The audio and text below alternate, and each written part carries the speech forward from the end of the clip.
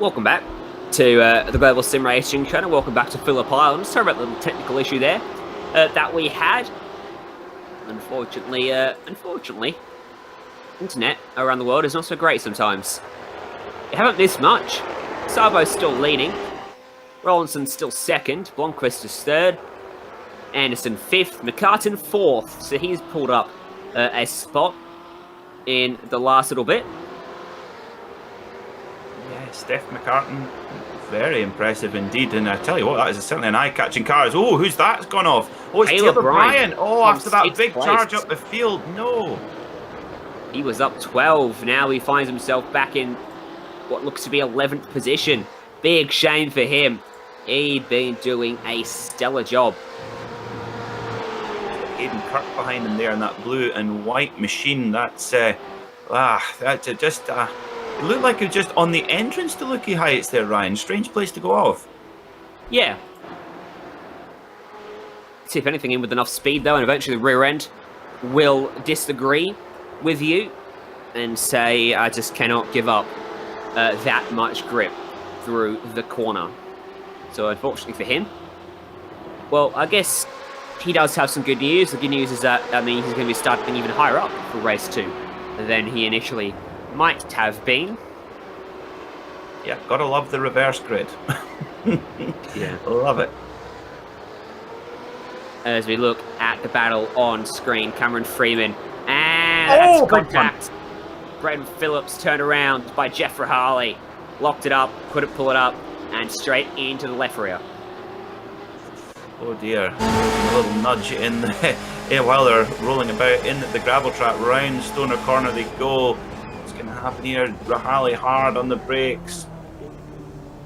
Looks like it's going to be at the next corner. They head through onto there. A little bit of a blink that might have just unsighted him slightly, and Rahali just... I wonder if that blink maybe just took his attention slightly. I wonder. It doesn't take much to get it wrong. We're coming towards the very final stages of this race as well. For our race leader, Antal Rafael Sabo, it has been almost trouble-free for him in this one. Has gone very much how we saw last week's first race go, in fact. McCartan, after getting to 4th place, has not been able to pull away from Anderson, and he's right in behind him and certainly pressuring as we head down through into Honda now. Yeah, I tell you what, Anderson's been really impressive. As you noticed earlier, Ryan, he's got quite significant damage on the front of that car, and that will be affecting his lap time, no question about it. But to get the car home in, well, at the moment he's in 5th place and putting a lot of pressure under McCartan for 4th. I think he'll take that with whoa, and McCartan spins. Did he get a help? I wonder. Did he get a nudge there from Anderson? I'm not sure. No, he didn't. No, just spun on his own. Himself. Yeah, well, he did get a nudge, but that was a helping nudge to help him go around because he was already spinning. Got out into the grass on the exit. Car went to the left. He overcorrected back to the right. At that point, he was gone. Anderson gave him a graze on the way through. White flag this time for our race leader, Sabo, leading by in the region of 4 seconds over Rollinson. Championship leader looking to extend that margin one more time around Phillip Island. Absolutely a convincing 4-second gap right now, so he can roll it home from here. Can Sabo, and adding to his already leading tally of points heading through Stoner Corner. And I tell you what, he has looked so smooth in particular, not put a wheel out of place all the way around. And here at Phillip Island, well, that is just critical to just keep that momentum up, avoid the mistakes, and, well, yeah, he's been absolutely flawless in this race 1.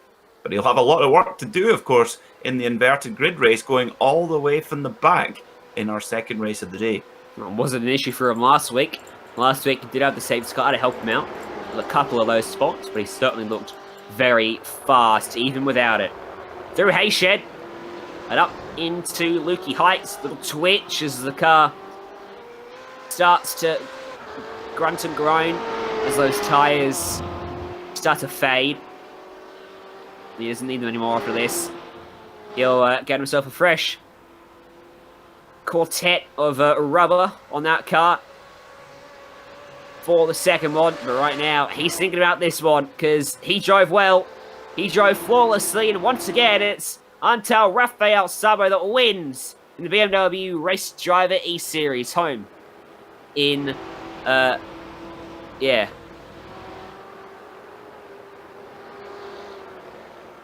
Good podium position there from Paul Blomqvist, finishing in third place. Looking at Matt Griffin as well, made his way back up to 7th spot as well after that early incident. Had to go right to the back of the pack behind the safety car. Good recovery drive from Matt Griffin as, whoa, somebody goes to space there.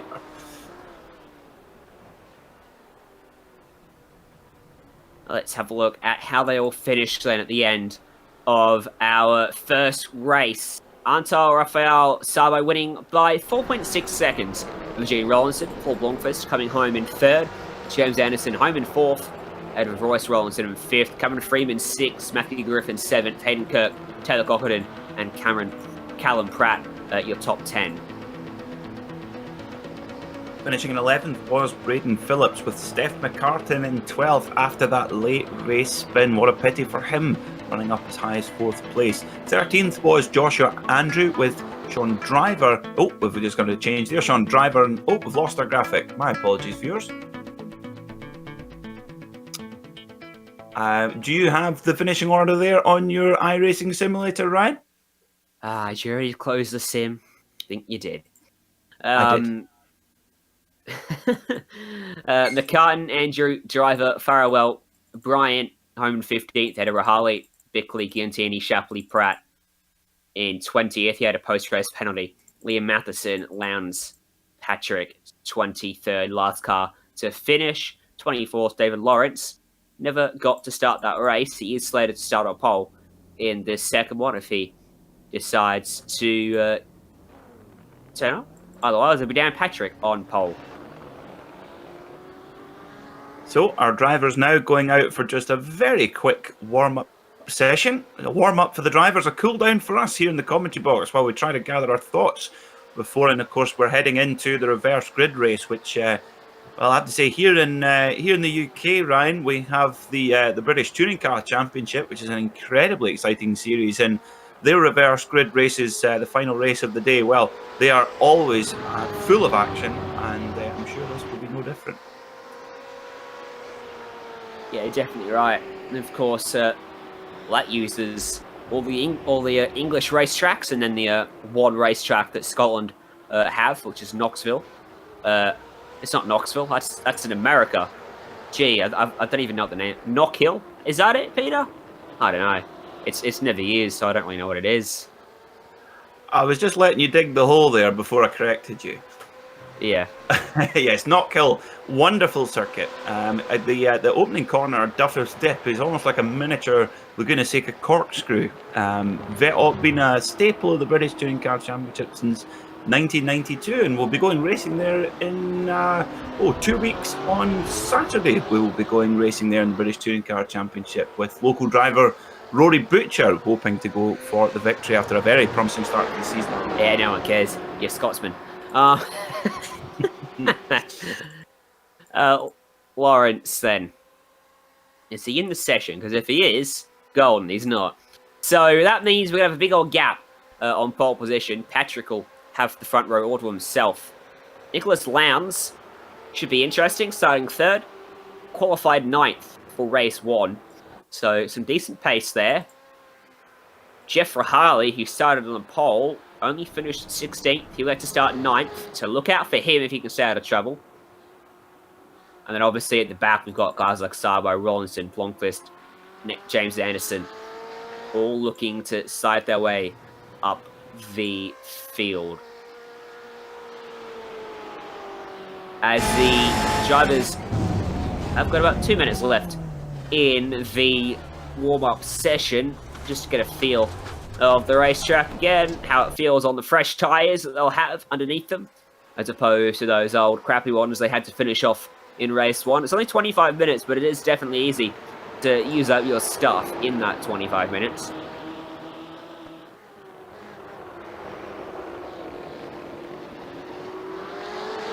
weather's changed by about a degree between the start of race 1 and now. In fact, it's gone down 3 degrees the track temp in Celsius, so that might have a little bit of an effect as well. Peter. My apologies. The feed has just dropped for me. My apologies, Ryan. I'll be with you in just a moment. Also, the local groundskeeper Willie has decided to open up his chainsaw outside my window. So apologies for that, viewers, if that's coming through on the broadcast. I thought you were groundskeeper Willie. Ah, well spotted.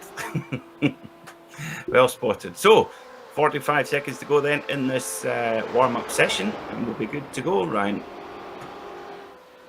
Indeed we will. This will be really, really interesting, this one. It was last week. Always is when you invert the grid. Normally it's a little bit of the grid gets inverted, but seeing the entire field get swiftly swapped is going to make life, well, a living hell for Sabo. Big opportunities for drivers who didn't do well in race 1 though. Yeah, absolutely. And as we saw in race 1, there's especially in the opening laps, there's so much opportunity for quite significant accidents here at Phillip Island. You know, if you get out on the grass, like you said, it's like driving on ice, and then your car basically becomes, well, it becomes a four-wheeled bowling ball, really, and it can go and cause a lot of calamity. So for the guys coming, the faster drivers, the championship contenders who have to start from the back, well, they're going to have to take it very careful and just pick their way through carefully using their pace rather than trying to barge their way through. Well, gridding up now, ready for race 2. Let's see how they line up. Well, don't need to deep read it out, do we? Because it's basically the inversion of how they started how they finished our first race. What is only screened for a moment there was how they qualified, which in Frank was nowhere near how they finished. Track is now another degree call. It's 29 degrees compared to the 33 we had before race 1.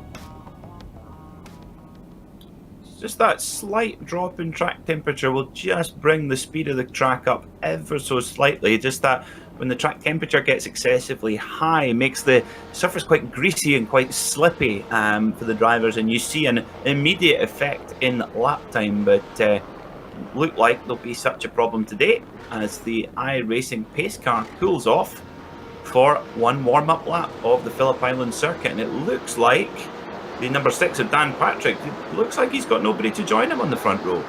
Yeah, David Lawrence, of course, not in the session. Wasn't in the session for race 1 either, which gave him the pole, but can't take it if he's not there. And in fact, it means everyone on that inside row moves up. So it hands the pole to Nicholas Lowndes, which would be slightly annoying for Lawrence. And in fact, everyone on the outside who gets leapfrogged by the guy or girl to their right-hand side. Yeah, just a bit of a complication there as well. I'm sure it will all come out in the wash, as we say. Heading around, I tell you what, have you ever been to Phillip Island, Ryan? It looks like the most beautiful place. No, as I was explaining to you earlier, Peter, Australia is actually quite a large country, unlike Scotland. So me simply heading to Phillip Island would consist of a very long trip. Well, I have to be honest, if I had Phillip Island even within remote touching distance, I would be on the next plane or car or however it is that you would get there. Apparently amazing penguin population on Phillip Island, I understand. Yep, home of the penguin. In Australia, rather. Definitely do a bit of sightseeing. It's a good place for some scenic sights as you race around the track. Go for a scenic walk or things like that. Go see some penguins while you're at it. But when you come to Phillip Island, you go for the race cars. You certainly do. It's one of the most amazing circuits anywhere in the world. I have to say, it's my favourite on the MotoGP calendar. Of course, we've seen some incredible racing here, almost without fail here at Phillip Island. We're about ready to go here in the BMW series. I think this is going to be an absolute cracker, right? Certainly should be. Will that be the last time we see the iRacing.com Porsche pace car today? Will we have another safety car intervention in this second race? It's Nicholas Lowndes and Dan Patrick on the front row, waiting for the green flag to get ourselves underway, and Liam Matheson looking aggressively to the middle already. Green flag's out. Oh, he's turned him. He's turned him, but he saved it. And that was just wildly aggressive. Unneeded, unnecessary, but we stay relatively straight as they are 3 and 4 wide down into turn number 1, and turn around further back in the picture is someone else goes skating into the grass as well. Patrick will just about lead them through the southern loop ahead of Giantini.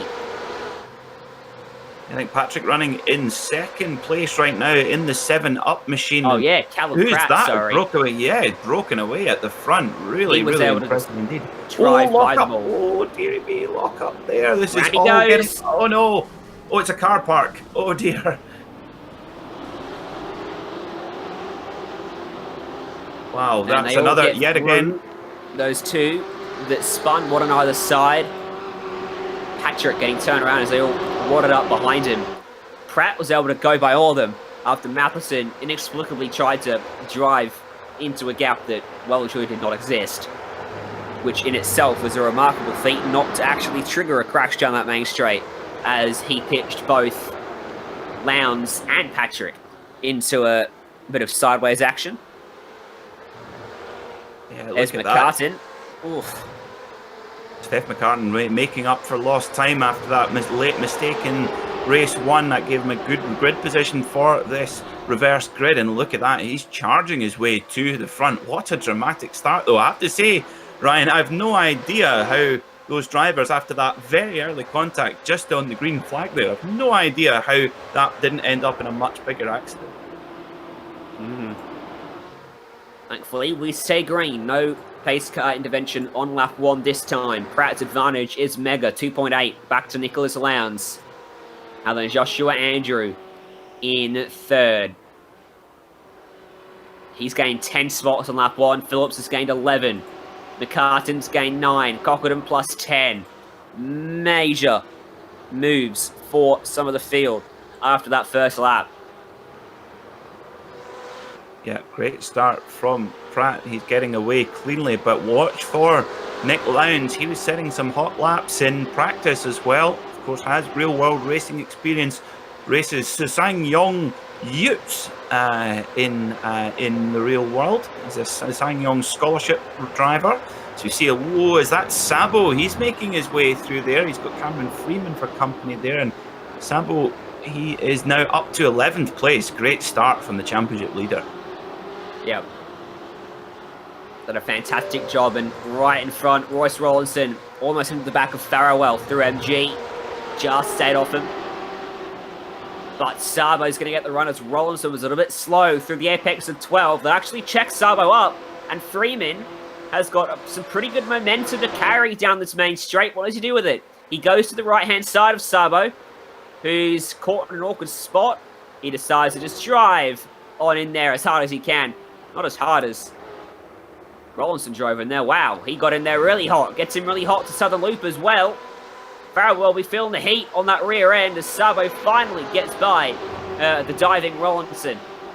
And he might get Farrell up at Honda, and he shall. Up the inside, that's move when made. Rollinson follows him as he is going to put the block pass in. Oh, Rollinson just get past, and Rollinson just made a mistake into turn 2, and that was all the invitation that Sabo needed, and he made it through. Wow, Sabo up 13 places already after just 4 minutes. Exceptional stuff, but still plenty of work to do.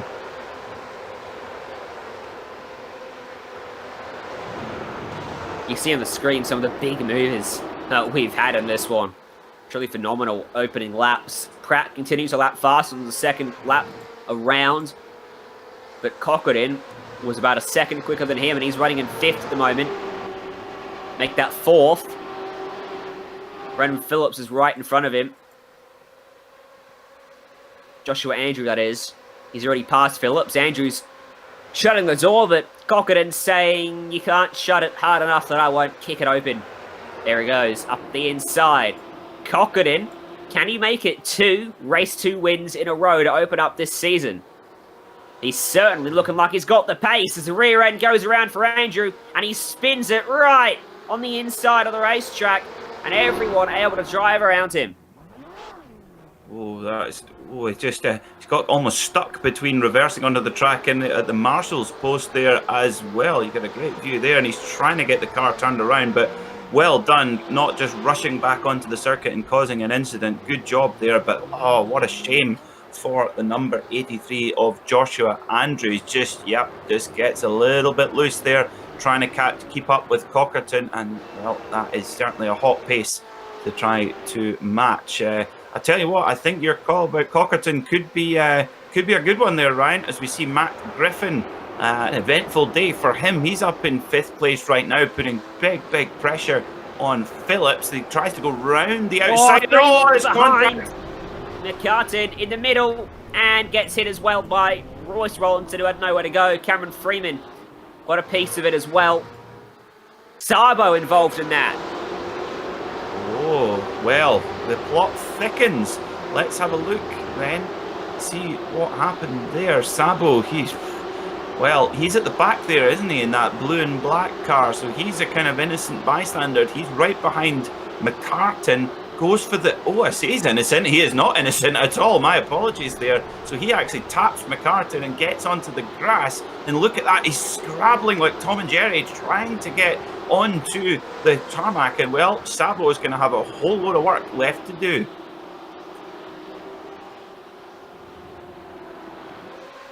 That puts him back into 10th position again in this race, as side by side at Honda.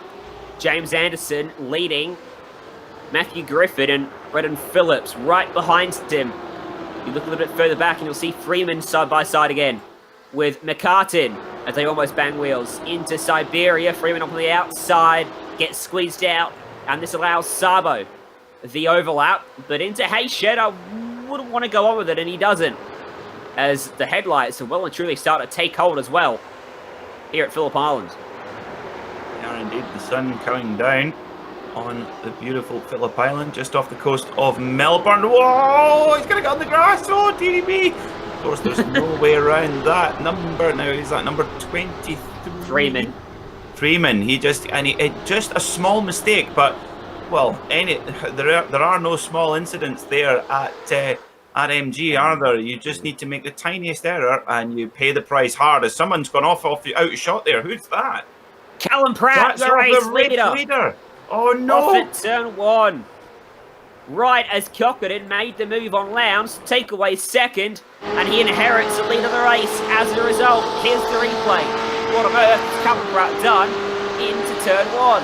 He rolls in at a cool 270 odd kilometers an hour, tips it in. That looked late. Wow, rear end just completely went around on him, and he almost had it saved until he didn't. Yeah, that's a strange one there, because normally these big these BMW M8s are normally they're big friendly giants. Really, they tend not to let go on you that suddenly. Strange incident there, Ryan. Maybe just got the car set up maybe a little bit more on a knife edge, perhaps. Wonder if he clipped the grass. Could have done, yeah. An awkward bit on the curb, potentially. We didn't see it from the exterior view, so either way, Callum Pratt finds himself 11th. Battle for P3. James Anderson with Matthew Griffin still for close company here, Peter. Yeah, my apologies. Sorry, it's Matt Griffin. He's really charging up the field. So we've got kind of two-car battles in the top 4 here. Really exciting with Anderson versus Griffin and Cockerton versus Lowndes. I think Cockerton, well, I think he's going to be kept pretty honest by Lowndes, I must be honest. You know, I think you're right.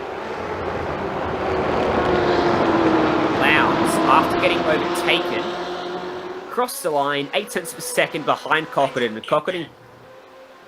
Whoops. I managed to somehow activate Siri on my phone then. And Cockerton had passed him up at turn 1. So he spent an entire lap behind. Didn't even lose a second. Now that he's able to chase Cochran, you can see that car in front and use it as a bit of a reference point, as you will. And that might give him some pace that he didn't have when he had clean air in front of him. Or rather, he had Pratt, but he was too far up the road to use as a guide.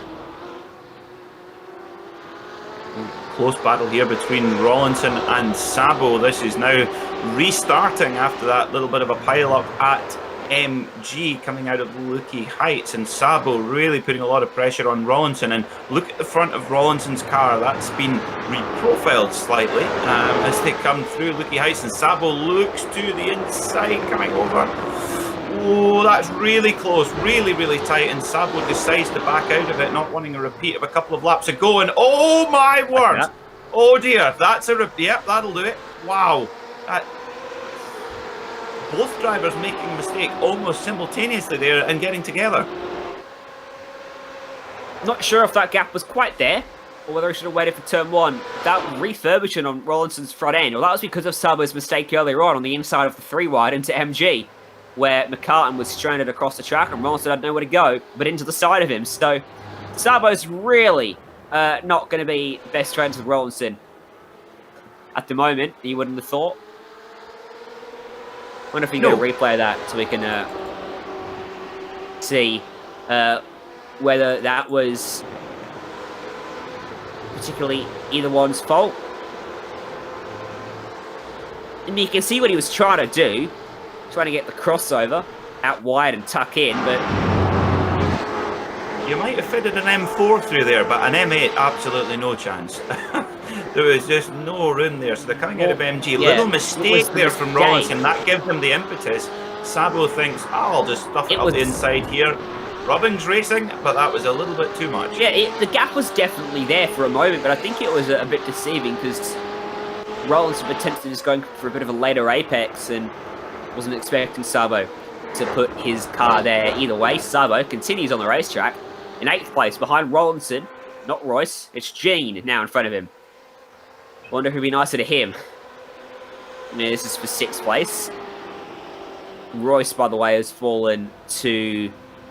Where has he fallen to? I can't see him on my timing screen. 9th place right now from my timing screen right now. He's behind Steph yes, McClarkin. There he is. So he's back running again after that little skirmish with Sabo. And of course, this is just one of the the occupational hazards with reverse grid races. And I have to say, it might be frustrating for the drivers, but for us, Ryan, and for our viewers, it makes fantastic entertainment. You bet it does. Pratt, by the way, is 10th. He's gained 1 spot after his mistake from the lead of the race.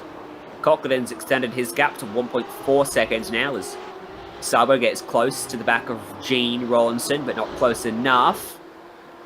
Gene makes a bit of a mistake through Siberia. Another bit of a mistake. Maybe it's taking a wider entry, which almost gave Sabo, as you would say, the impetus to have a look, but maybe learning from his mistakes that time. Able to carry so much more pace up through Lukey Heights, isn't he?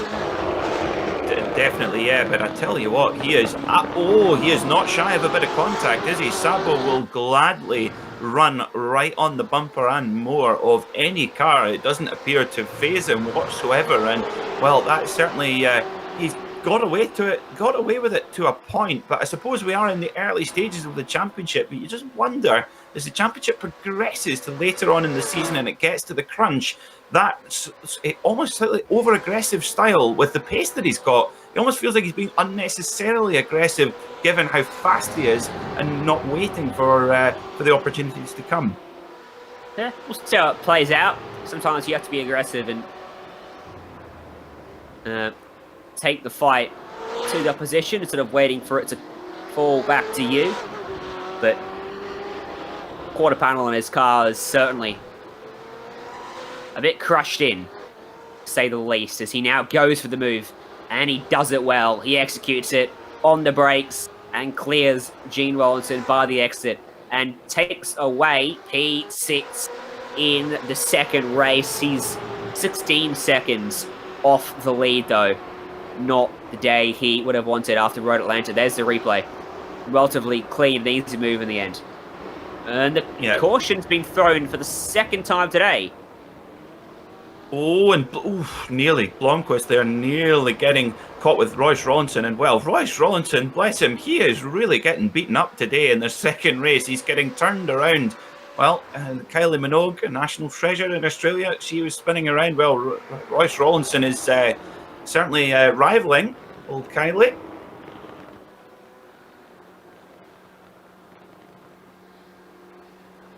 Bit of a competition caution almost, it seems like, from race control. Condense the field, perhaps? Yeah. It's a 2 hours to go. 2 hours to go at the Rolex 24-hour caution. Yeah. Or, under 20 to go in NASCAR. Oh, there's some debris on the circuit. It always happens, doesn't it? We're going to have a very short dash to the end. Hang on. Maybe there's a penguin on the circuit. I was listening to what James Anderson had to say, and I didn't hear a reason for safety car. He's talking about wave rounds. So all those guys lap down and get their lap back here. That'll be Bryant and Giantini. Only two that are a lap down, in fact. So we expect this lap under pace car, the next lap definitely, and then if we restart then, that'll mean that we have, I'd say, 6 minutes to go. If we have another lap, under 5 minutes in this race, a dash to the end, and suddenly it brings Sabo back into the picture because he was well and truly out of it after his mistakes in this event at MG and just after MG. Still the biggest mover in the field despite that, plus 18. Yeah, it's going to be, well, we saw after the start of the race in the same conditions, a rolling start where the safety car peels off and they all pile down to turn one. We saw just how aggressive that was and how much action there was. And, well, that'll just get ratcheted up another level entirely with it heading into the business end of the race where the points are handed out with the checkered flag coming down. And, well, it's... Under safety car, early on in the race, it took about 2 minutes 20 to 2.5 minutes per lap. So if we get a couple of laps, you're right, Ryan, it's going to be very much a dash to the checkered.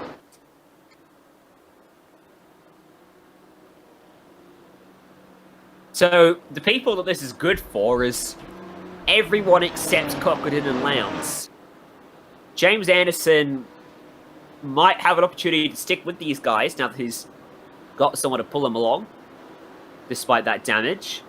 We know he's fast. Cochran, we know he's fast. He won race 2 last week, and he's been relatively quick in the first race of both rounds as well.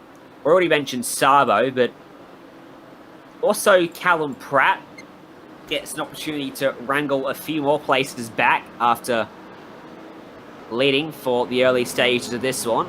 Made that mistake where he turned Rollinson around just before the caution came out, and that cost him a spot to Farrowell. Yeah, it's certainly been an eventful race for Royce Rollinson, getting involved in a number of incidents, very few of them his fault from what I can see. As you see, if you're wondering why that car, don't worry, he does have, he's not completely ignoring authority, getting what's called the wave around. So if a driver is a lap down under caution, they will be allowed to pass the safety car, go all the way around and come round to the back of the pack. To be honest, Ryan, I've always found it a confusing, I've always found it a strange practice, if you like, in sports car racing, because normally you're behind the safety car for a reason, to control the field, slow the field down so that essential work can be done on the circuit, in the real world at least. So with a wave around, it then frees one car up to go around at the pace they wish. And to be honest, to me, it kind of defeats the point of a safety car. How often do you see a wave around in road course racing, though? Not very often. All the time. In sports car racing, you see it all the time, particularly in IMSA. You're right. And I always wonder, you've got safety vehicles on the circuit and the drivers are all getting a wave around. It does seem a little bit... unnecessary, considering they're right behind the safety car for a reason. Speaking of, lights are still on ours, so we're going to have another lap, which means we're going to have our last lap is 2.5 minutes. we assume the next lap's 2.5 minutes. We're going to restart with 3 minutes to go, making it a 2-lap dash, maybe a 3-lap dash. Yeah, certainly. I mean, do not go anywhere, viewers, because, well, it's kind of, if you thought the opening lap was aggressive, this is going to be, well, this is going to be incredibly exciting, I think. And watch for going out of Stoner Corner, coming down into Honda. There's going to be big action as you see some of the cars now really starting to weave quite aggressively. Lights are off on the iRacing pace car. So that means that at the end of this lap, it will pull in and we will be good to go. That lap was 2 minutes 47. 2 laps to go then it will be when we restart. The race leader can go at any point that they choose after the pace car has pulled off into pit lane. So not going on green this time. Remember the stack up we had on our other restart in race 1? We saw going from 4th to 1st at the start of this race as well. Restarts have been wild. Starts have been wild overall today. This one, I suppose, be no less different because well, there's 2 laps to go. Absolutely. I think we're going to see that pressure ratcheted up that little bit more. And like you say, Sabo, he's the danger man, isn't he? You got to watch for him. He's in 6th. It's not out the question that he could even win this race from here. He's certainly, like you said earlier, Ryan, he wasn't in it before this caution, but now he does have that opportunity. It's a long shot. It's a lot of work to do, but it's certainly possible now. Maybe if he had another extra 2 laps on top of what we're going to have, potentially, maybe without that damage he's picked up as well throughout his adventures up the order. This is the second time Cockerdin's been leading a race and then been dragged back into a very pressure-filled position by a pace car. This time, he's got 2 laps to survive, not half the race. But he will be feeling a bit of deja vu. Good news for him is he's got a car behind him. He's already gone up and passed in this race. That's Nicholas Lowndes.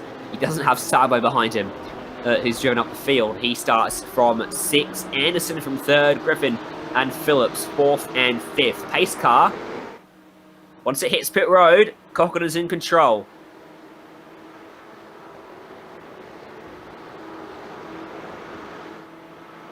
Gotta wait till pace car's in the lane, which it is about now. Cockerdin's gotta wait. Doesn't want to give the slipstream for too long. Waiting till the green, now he goes. This is gonna be tight. And immediately cars are passing. And that's James Anderson going backwards. One to the left was Matthew Griffin, going from 4th to 2nd. Braden Phillips was in the grass with 2 tyres at least as well down that main straight. Through turn 1, Cockerdin leads Griffin, leads Anderson, and Sabo up into 4th now. Nicholas Lowndes falling from 2nd to 5th.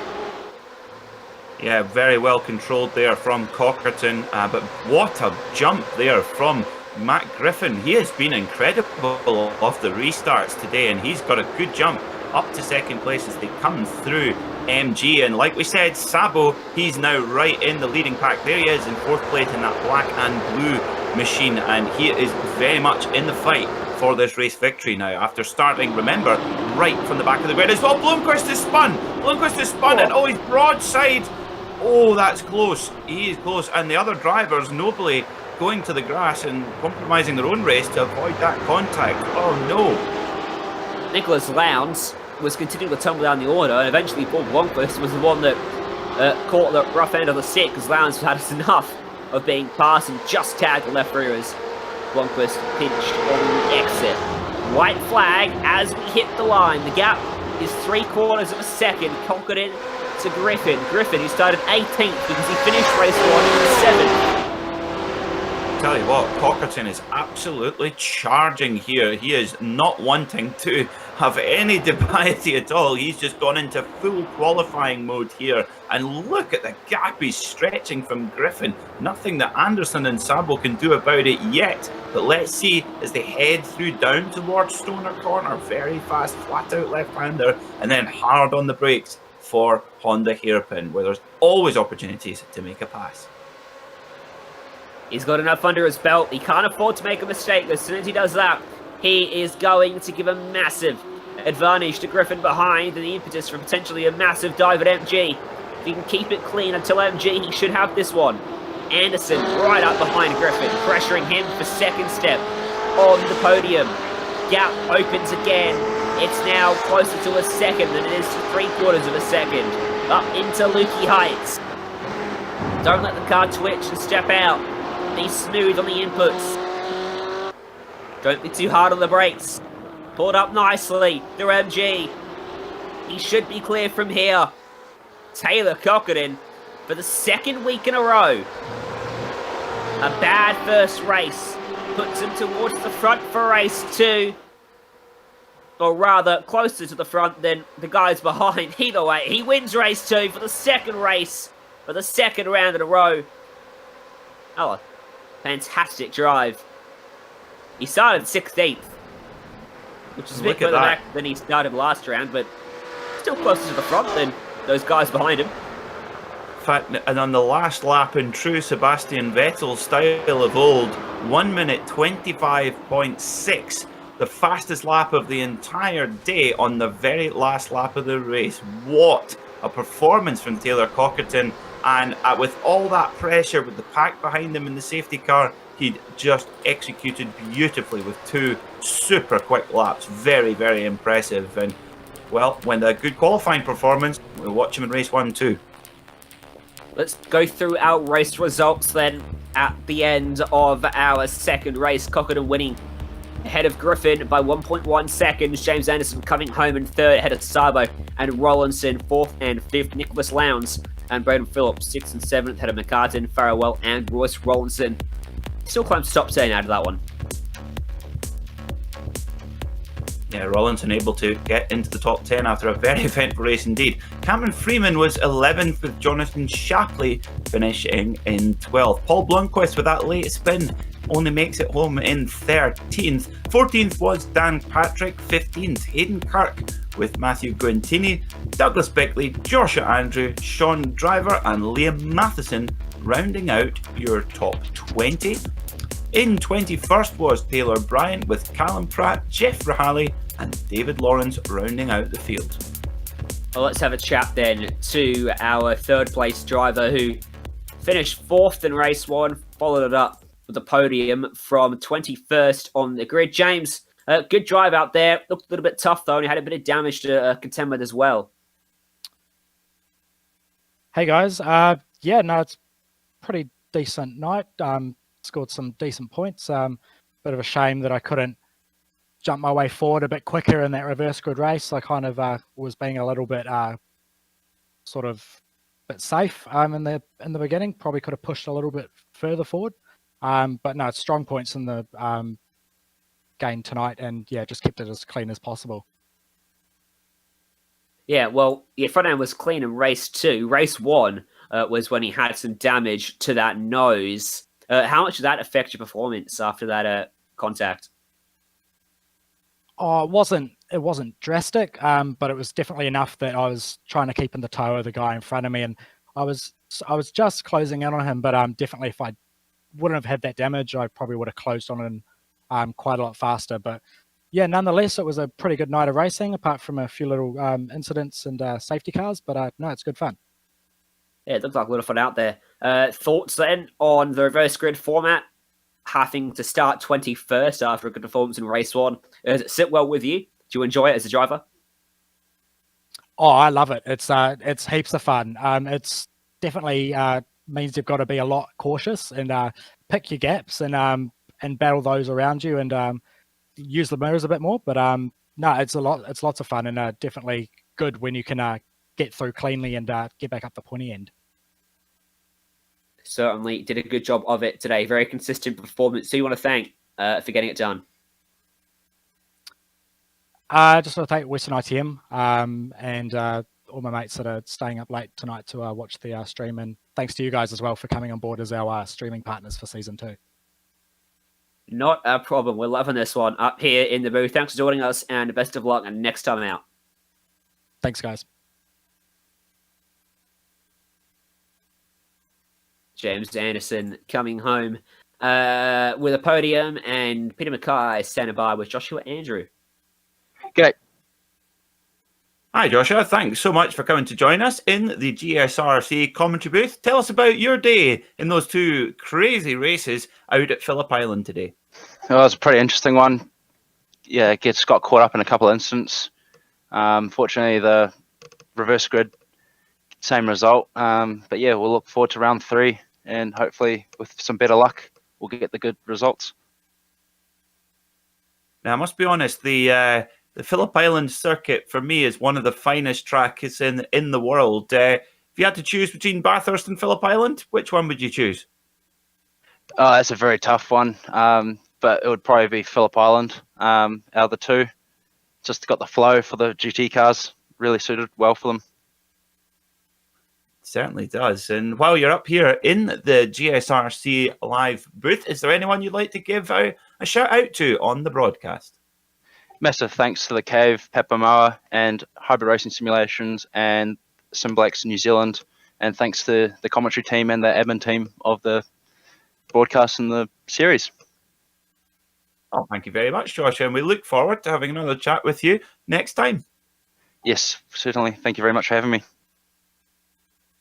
It's Joshua Andrew at the end of today's 2 races. Yeah, we're hoping for a better performance next time out, potentially. He was certainly in the thick of the action today. Well, that brings us to the end of our broadcast. Thank you again to Express Hydraulics and Griffin Excavations for their support of the series tonight. And of course, BMW Race Driver Series for putting this on. And the companies that provide all the software and the hardware for our broadcasts. Listed here on your screen is also Juna Lond, who provides all of our music. And thanks to the team with me today, Joe and Peter. You can find out more about GSRC, including our upcoming races, by checking us out on social media on Twitter at GSR Channel, Facebook at Global SimRacing Channel, and Instagram at GSRC_gram. Make sure to hit subscribe to us on YouTube so that you don't miss any of the action. We've also got our upcoming races listed on your screen if you want to check those out.